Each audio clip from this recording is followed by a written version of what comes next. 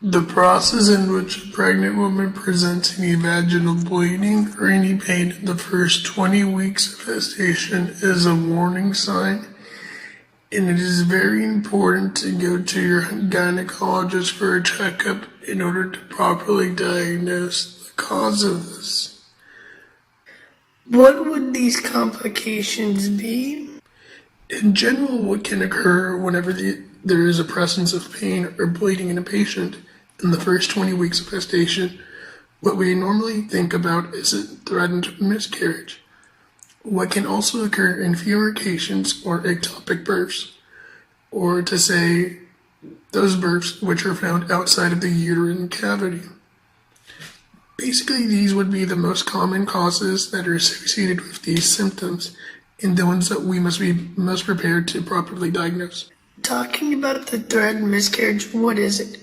The threatened miscarriage is a medical term that is defined by certain symptoms and signs. In this case, it would be the presence of bleeding and abdominal pain, transvaginal bleeding, and at the moment of realizing a vaginal inspection, what we will find is that the neck of the cervix is closed. Obviously, you must undergo other studies which will properly diagnose the cause of this. One such case of this would be going to a specialist who has an ultrasound, which must also evaluate if the birth is inside the uterine cavity. Why does this occur? Generally, this is because of a genetic cause or any external factor. The majority of threatened miscarriages can be given off as a warning sign of the body saying that the pregnancy could probably not fully develop and could even end up as an abortion.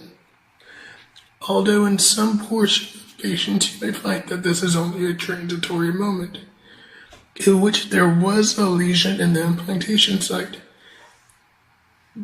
and this could result in a pregnancy being developed abnormally. Whenever this case is presented, where you have a threatened miscarriage, you can say that half the possibilities will develop in a pregnancy of being fully developed, and the other half will be a sign that the pregnancy may not fully develop in time. And once the diagnostic has been made, what is the following step? What is going to happen with the patient? The following step at first is to corroborate the amniotic sac and the location in the uterine cavity, and if the product has any vital signs, such as a heartbeat. What is the treatment that is given to the patient?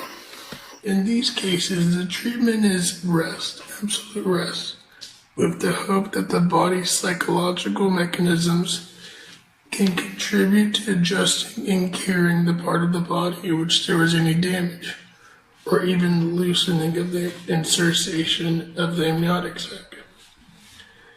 There are certain pharmaceuticals that can generally be used in the treatment of a threatened miscarriage. One such is progesterone, a synthetic hormone.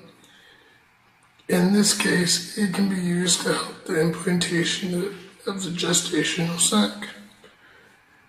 Nonetheless, this is a very precise indication, which is when there is insufficient corpus luteum in the ovary.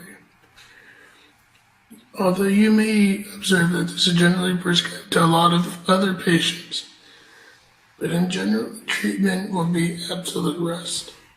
What is the difference between, because you have mentioned before, an early miscarriage and a late miscarriage? An early miscarriage is that which occurs before the 12 weeks of gestation, and a late miscarriage is that which occurs after the 12 weeks. It is more common to find them in the first 12 weeks of gestation than in the late ones. Whenever there is a late threatened miscarriage, you have to consider other types of factors, in which case there would be any problems such as an infectious origin, any chronic degenerative illness that may have previously not been diagnosed properly in the patient, including any immunological ones. And you have to find the neck of the cervix if it is healthy or not. Make sure there isn't any abnormality.